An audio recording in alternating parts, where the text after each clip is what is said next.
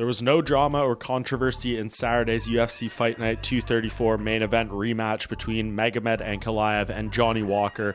Ankalaev ends this rivalry and this fight in definitive fashion with a huge punch in the second round that drops Walker, and ultimately he finishes it with a huge follow-up, gets the stoppage, and he is now undefeated in his past 12 fights in the light heavyweight division. Really just doing a solid run here, continuing to prove himself. Yes, there's been some weird moments within that streak. The draw against Jan Blachowicz in his first title opportunity at UFC 282.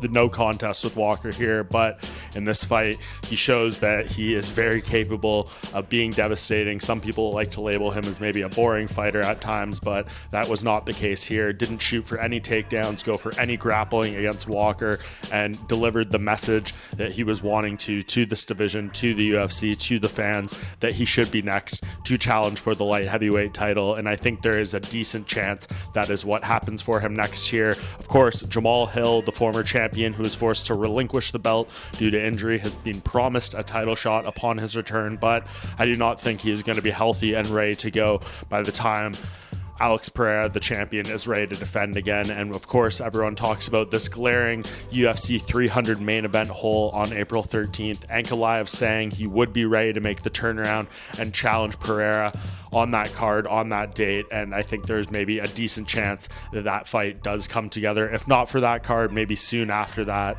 I think Ankalaev, with his streak of being undefeated over 12 fights, definitely worthy of the title shot at this point. And he is a very compelling style matchup for Pereira. I know he said in the post-fight of this card that if he does get the fight against Pereira, he's not going to be doing any takedowns. He won't need his grappling. He'll stand with him.